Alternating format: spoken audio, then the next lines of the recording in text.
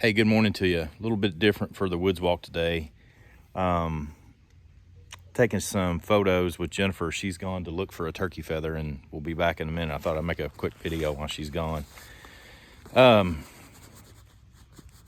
Track traps, okay? Let me try to get this in the background here.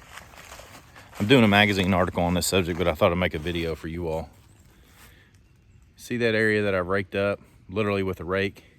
If you look in this area right here, right where, if you track my finger, you can see there's a game trail going through there. And you can see it, I think. And it's hard to pick up, but it's going right through, there, okay? So what I've done is right on the game trail is raked up this area right here. This is what we call a track trap. Now, most trackers will find these naturally in the environment, and quite frankly, that's the best way to do it. But there comes a time where you might want to look at a very specific location and go, okay, what's coming through this area? This actually can be considered somewhat of a survival primitive technology, if you will, where you create an area and you determine what animals are in an area, and that'll help you set up your traps, for example.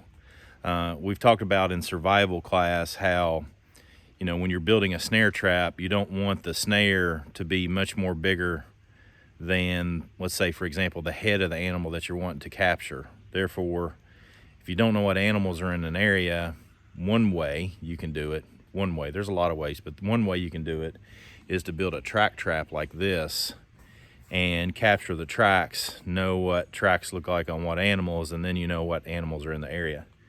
Another way you can use this, and I have utilized this before,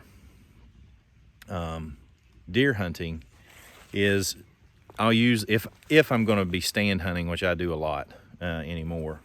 I don't stalk hunt as much as I used to when I was younger, but if I'm doing a stand hunt, then I'll find the game trails that I want to hunt over or near, and then I'll build a track trap leading up to season, and that way I can gauge the timing, if you will, of when animals travel through the area, how many animals are traveling through an area, because yeah, for sure I can see this game trail, but I really can't tell a whole lot about how many different animals are coming through here. And so I can utilize something like this that captures tracks real easily to start to gather the intelligence, the intel I need to make a good hunt, to make a successful hunt. Again, you probably have to have at least a rudimentary understanding of track aging to know if they're coming through here at dark, if they're coming through here during the day. Most likely for deer, for example, they're primarily nocturnal, so it's going to be night anyway. But still, knowing the first step is mammal behavior, what you know about the animal ahead of time, and then utilizing the tracks to add information to what it is that you're trying to discern. So this is a real simple setup. It doesn't take much effort. Today I actually brought a rake, but this is one of the things that Jennifer took a picture of earlier. You can see down there is one of the military style folding shovels.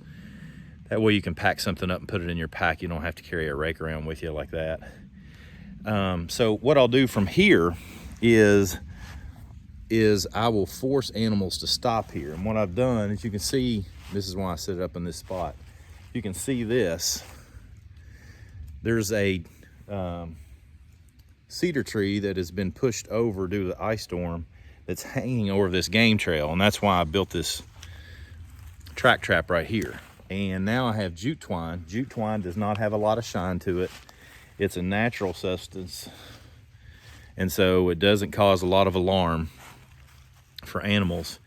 And that's why Jennifer's gone to get a feather. What we will do once she comes back with a feather is we will hang it here. Now here's why this is a useful tool for you, is that what happens is when we hang the feather, that feather will slightly get twisted, and even if there's no breeze, it'll often just slightly move, okay?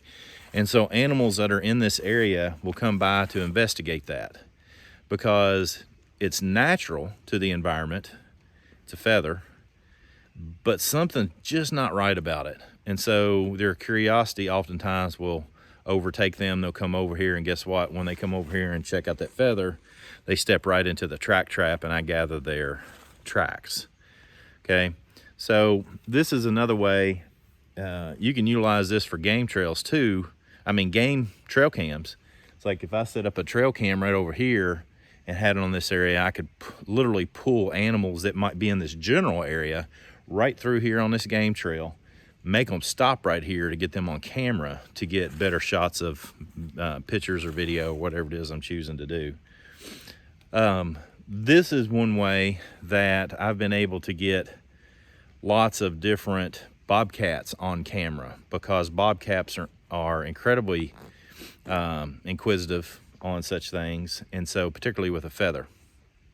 So I will hang that in areas where I know that bobcats are in an area, just so I can get eyes on them with a camera, or set up on them and try to watch. Again, they're nocturnal, so they're a little bit different to see too. To expand upon it, here's how I utilize this to deer hunt. And I'm getting ready to demonstrate this too. You can see right over there on the ground, that cedar tree that's laying right there on the other side of my hand is one that I just cut. So you don't want to go about cutting anything live on public land, because that's typically illegal, so don't do that. I'm on private land. But in this area, as you can tell, there's just like hundreds and hundreds and hundreds of cedar trees right here. It's not going to harm the environment for me to cut that tree right here. So I cut that tree. I can also, like on the edge of a field, for example, I've done this numerous times deer hunting, where I will do the same thing. Hang the tree upside down, like tie off the trunk of the tree to here. The scales of the tree will be on the bottom. And so you swing that, and so on the edge of a field, if you've got a stand or a blind, or you're set up looking at an area, then deer that come to that area will do the same thing that happens with the feather, in that they'll come by, because again, the tree is natural. It comes from the environment. It's a cedar tree. They can smell that, but it's just not right. So they oftentimes will go check it out. And when they go check it out and they stop, that's when you get your clear bow shot or firearm shot or whatever it is that you're seeking to get. I should say and add too that sometimes there are animals that are more in the flight type of perspective on things like this, and they will see that and they'll just leave. They'll immediately leave because it's too alarming. And so, I'm no wildlife biologist by any means, so I don't understand the reasoning behind why some animals do that and others animals don't, other than that they just simply think for themselves, right? But I have yet to utilize this with any effectiveness on wild turkey, but bobcats, I had one fox sniffing on a feather many years ago, and deer on the cedar saplings, as well as a feather all the time, regularly. I've had that happen numerous times. And so I hope this helps. It's quite an interesting setup. There's no rocket science to it at all. It's just forming purposefully a track trap, which people that like to trap, or people that like to track, will again find this naturally in the environment to study tracks. And then we can force it to happen in this particular situation. I hope this has been intriguing for you, and I hope it encourages you to get out and do something in the outdoors, and even if it's nothing else but getting out and looking for natural track traps.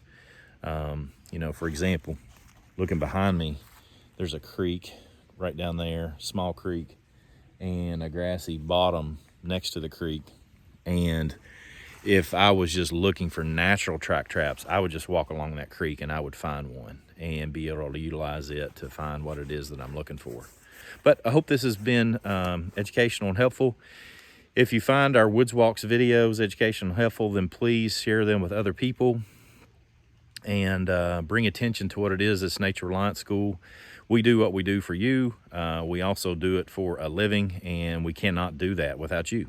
You know, we don't have a huge marketing budget. We don't have really a marketing budget to speak of.